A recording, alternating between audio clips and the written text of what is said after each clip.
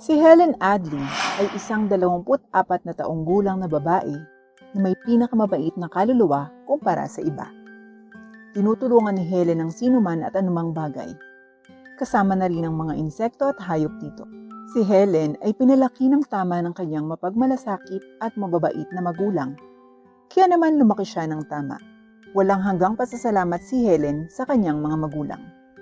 Sa kasamaang palad, 2 taon ang nakalilipas noong siya ay 22 taong gulang. Nakatanggap siya ng isang tawag mula sa ospital. Nagulat siya habang umiiyak nang marinig ang balita mula sa tumatawag. Naaksidente ang kanyang mga magulang habang namimili sila sa palengke. Nalungkot si Helen. Ngunit hindi ito naging daan para sumuko. Bumangon si Helen at hinila ang sarili. Nag-iisa lang siya, pero hindi yon dahilan para sumuko. Kung susuko siya, masasayang ang pagod at pawis na sinayang ng kanyang mga magulang. At hindi yon ginusto ni Helen. Ayaw ni Helen na mauwi sa wala ang paghihirap ng kanyang mga magulang. Alam niyang kailangan niyang mabuhay ng mag-isa. Sabado ng umaga iyon. Nakatanggap ng mensahe si Helen na natanggap siya sa kanyang trabahong inaplayan at pinayagan siyang kumuha ng panayam. Masayang tumayo si Helen at naghanda para sa araw na iyon. Nang makarating si Helen sa harap ng kumpanya, ay ngumiti siya bago pumasok.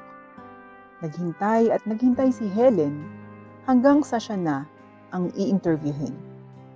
Kasing tigas ng bakal ang nerves niya, kaya wala siyang dapat ipag-alala. Tuwang-tuwa si Helen. Next! Sigaw ng nasa loob sa opisina na nagpapahiwatig na kung sino ang susunod sa pila ay pinapayagang pumasok na sa loob nito. At si Helen iyon. Kinuha niya ang kanyang pitaka at mga file at pumasok na sa opisina. Kumusta? Ang pangalan ko ay Helen Adley. Alam kong tungkol sa iyo. Hindi mo na kailangan magpakilala. Sabi ng babaeng manager habang inaayos ang salamin na suot niya. Tama naman yata. Magandang umaga din sa iyo, Miss Manager. Magiliw na bati ni Helen. Gayunpaman, nagulat siya nang biglang pandilatan siya ng manager. Wala ka bang respeto sa superior mo? Literal na makikita mo ang pangalan ko sa nameplate ko. How dare you not greet me with my name? Galit na sabi ng manager habang nakataas ang mga kilay nito. Galit siya. Agad na tumingin si Helen sa direksyon ng nameplate at nakita niya. Melissa Lawrence. Pinagpawisan si Helen nang agad siyang humingi ng tawad. I'm so sorry. Hindi ko lang napansin. Mrs. Melissa Lawrence. Miss. Itinama ni Melissa si Helen. Bakas pa rin sa mukha niya ang galit. Whatever. Well, anyway, anong ginagawa mo dito? Nandito po ako para mag-apply ng trabaho. Panimula ni Helen, pero sa kasamaang palad, para sa kanya, naputol agad. Rejected, sabi ni Melissa, ang manager. Ha? Bakit? Tanong ni Helen. Naguguluhan siya. Bukod sa maling tawaging Mrs. si Melissa, wala siyang natatandaang ginawang masama sa kanya. Ang natitira ay hindi pagkakaunawaan lamang. And besides, hindi man lang tiningnan ni Melissa ang resume niya. Don't ask. Rejected ang application mo, pwede ka nang umalis. Sabi ni Melissa, sabay turo sa pinto. No! Hindi hanggang sasabihin mo sa akin kung bakit hindi ako pwedeng makapag-apply. Giit ni Helen na may determinadong tingin sa mukha habang bumuntong hininga si Melissa. Tingnan mo, hindi kami tumatanggap ng mga taong walang karanasan dito. Experience? Ako ay ganap na kwalipikado. Tingnan mo lang yung resume ko. Giit ni Helen. Please, no! Biglang sigaw ni Melissa. Ayaw kong sabihin to, ngunit ikaw, Helen Adley. Nakita kita sa isang balita noon kung paano ka nawala ng mga magulang at lahat. Kaya ligtas para sa akin, maipalagay na mahirap ka lang. Hindi ka nakakamit ng anuman sa iyong buhay sa pamamagitan ng paggawa nito. Kaya ay minumungkahi kong bumalik ka na sa lansangan at magpatuloy sa pagbebenta ng mga paniga at daga, sa halip na ipatong mo yung maruruming kamay sa kumpanyang ito na pinaghihirapang linisin ng mga tao. Bilang manager ng kumpanyang ito, hindi ko hahayaang mabigo ang kumpanya dahil lang sa maling desisyon ko. Ayokong tanggapin ng kumpanyang ito ang mga mukhang kahina-hinala na tulad mo. Kaya hindi ko tatanggapin ang resume mo. Nagulat si Helen dito. Hindi man lang siya nakapagsalita dahil nakabuka ang bibig nito. Ayaw mangyari ni Helen iyon, ngunit biglang namuo ang luha sa kanyang mga mata bago ito umagos sa kanyang pisngi na parang mga ilog. Labis na nasaktan si Helen sa mga sinabi ni Melissa at hindi niya ito napigilan. Bukod dito, naalala niya ang nangyari sa kanyang mga magulang na pilit na niyang kinakalimutan. Bakit mo naman sinabi yan? Si Helen ay walang pag-aalinlangan. Isang sensitibong tao. Labis siyang naapektuhan ng mga salita ni Melissa. Kaya ngayon iiyak ka at manggugulo para matanggal ako sa trabaho at makalusot ka sa kumpanyang ito at para makagawa ng masama. Sa tingin ko hindi, Miss Adley.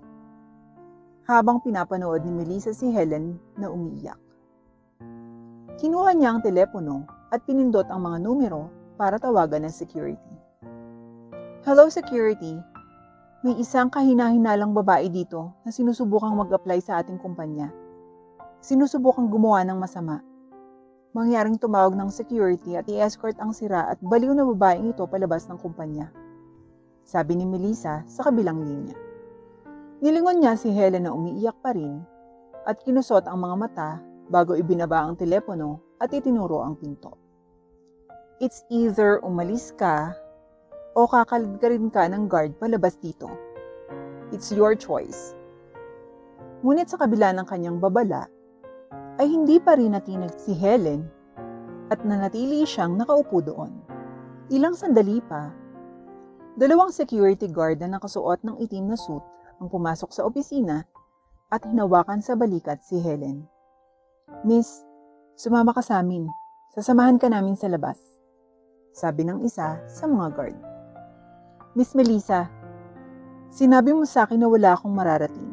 Well, may na-achieve na ako at pagsisisihan mong sinabi mo sa akin ang mga bagay na yan.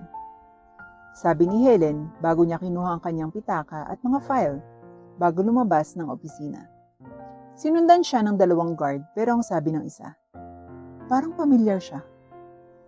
Tinamaan nito ang gwardya ng isang sampal sa ulo mula sa kapwa niya gwardya habang sinasamahan nilang dalawa ang kahina-hinalang babae sa labas ng kumpanya. Kinabukasan, nagpanik ang lahat. Lahat ay nag-aayos ng kani-kanilang mga cubicle at kani-kanilang ayos at naglilinis ng kanilang mga tables. Ang ilang mga manggagawa ay mabilis na gumagawa ng kanilang mga nakalimutang gawin. Malamang, may lumabas na balita na ang CEO ng kumpanya ay bibisita dito. Wala pa sa mga manggagawa ang nakakita sa CEO noon at hindi nila alam kung paano pakisamahan ito. Sila ay maingat at kinakabahan, ngunit higit sa lahat, gusto nilang maging presentable. Ayaw nilang malagay sa panganib at masipa paalis ng kumpanya. Habang sa gitna ng pagpapanik ng lahat, ang isa sa mga trabahador ay nakatitig sa bintana bago sumigaw. May pulang kotse sa labas! Sa tingin ko ay ang CEO. Nagtakbuhan ang lahat at nagsitakbuhan sa kani-kanilang upuan at opisina.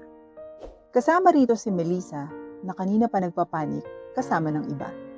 Sinigurado niyang maayos ang lahat at nararapat sa opisina niya. Tulad ng ibang mga empleyado, ayaw niyang ipagsapalaran ang kanyang trabaho. Maya-maya, bumukas ng husto ang mga glass door ng second floor building habang ang lahat ay tumayo at yumuko. Pinati nila ang kanilang CEO at pinuri ang kanyang hitsura. Hindi biro ang pagiging kaakit-akit ng CEO. Dahil may sariling opisina si Melissa, wala siyang choice kundi hintayin ang pagpasok ng CEO sa silid. Kinakabahang tinapik ni Melissa ang kanyang mesa gamit ang panulat bago narinig ang pagbukas ng kanyang pinto.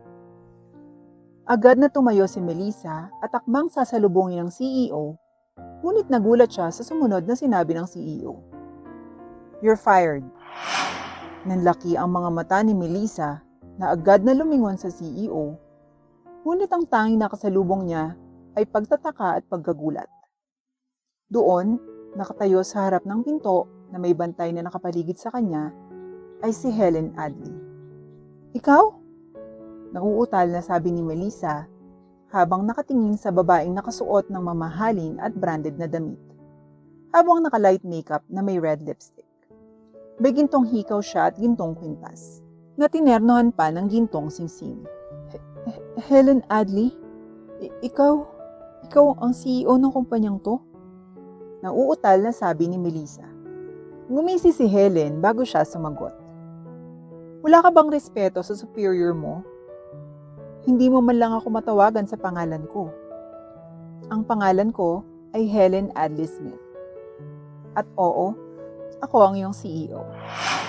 "Smith," biglang naalala ni Melissa. Nang hindi niya namamalaya na binibigkas niya ang pangalan ng vice chairman ng kumpanya. Dahil sa kawalan ng CEO, ang vice chairman ang namamahala sa kumpanya. Ang pangalan niya ay Johan Smith. Natahimik si Helen bago nagsalita. "Bakit? Anong problema sa asawa ko?" Nanlaki ang mga mata ni Melissa nang maramdaman ang pag-alis ng kanyang kaluluwa sa kanyang katawan. Hindi siya makapaniwala. Asawa? Well, hindi mo ba narinig yung sinabi ko kanina? You're fired. So pack your things and please leave my company. Sabi ni Helen na may malamig na ekspresyon. Pero hindi mo sa akin sinabi kahapon. That's the point, Miss Melissa.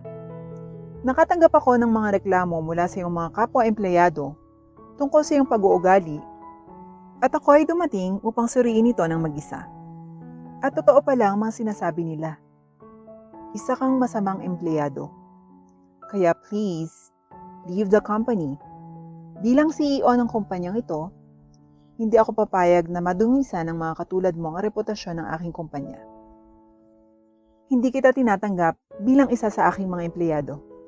Kaya alis, hindi na namin kailangan ng serbisyo mo dito. Sabi ni Helen habang kinukutya ang sinabi ni Melissa kahapon. Nahiya si Melissa. Hindi siya makapaniwala na sinisiraan niya, kinukutya at ipinagpalagay na ang CEO ay isang mahirap na tao na sinusubukang sirain ng kumpanya.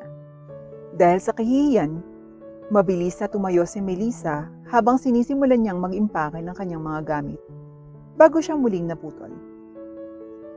O teka, nagbago ang isip ko. Makakaalis ka na sa kumpanya, may maglilinis ako ng mga gamit mo at ipapadala sa bahay mo. Huwag kang mag-alala. I won't let one of your things get left behind, so umalis ka na. Ang sakit sa mga mata ko ng pagtingin sa'yo. Sa sobrang gulat at walang masabi, ay ginawa ni Melissa ang sinabi ni Helen Adley Smith at umalis ng opisina na walang dala. Masyado siyang nabigla sa mga nangyari at hindi man lamang niya maproseso ang lahat. Hindi siya makapaniwala at gaya ng sinabi ni Helen noong nakaraang araw, pinagsisisihan niya ang kanyang mga ginawa. At ngayon ay nagsisisi siya. Nanghihinayang siyang bumuka ang kanyang bibig para magsalita. Nang buksan ni Melissa ang pinto at lumabas sa kanyang opisina, nagulat pa siya nang makitang nakatingin sa kanya ang lahat ng empleyado na may galit sa mga mata. Kahindik-hindik ang trato ni Melissa sa kanila at nakuha niyang nararapat sa kanya. Masaya ang lahat sa pag-alis ni Melissa. Samantalang si Melissa ay nahihiyang lumabas ng gusali at umuwi siyang luhaan. Samantala, naiwan si Helen sa loob ng opisina. Napabuntong hininga siya habang iniisip ang nangyari. Naaalala niyang nakuha niya ang ulat ilang araw nang nakakaraan habang nasa kalagitnaan ng bakasyon kasama ang kanyang asawa. But vacation can wait. She could not risk her company having a stain on it. Kaya nag-book agad siya ng flight from Chicago. Pagdating niya sa hotel, nakaisip siya ng plano. Nagplano siyang magtago sa sarili niyang kumpanya para makita kung ano talaga ito. And it was no problem. She didn't have to disguise her anything since wala namang makakakilala sa kanya bilang tunay na may-ari ng kumpanya. Ang kanyang asawang si Johan ay palaging nasa kumpanya habang siya ay nagtatrabaho sa likod ng mga eksena. Nang pumasok siya sa kumpanya, okay na ang lahat. Lahat ng empleyado ay mabait, maliban sa isa. Melissa. Nanginginig si Helen sa pag-iisip ng kanyang pangalan. Tandang-tanda pa niya ang ginawa ng babaeng iyon. Pero nakaraan na iyon. Inayos ni Helen ang kanyang kurbata bago naglakad palabas ng opisina at nag-utos ng maglilinis sa opisina ni Melissa. Kasabay nito, nang lumabas siya ng opisina, pinaulanan siya ng mga palakpak at pinuri siya ng lahat para sa isang mahusay na trabaho.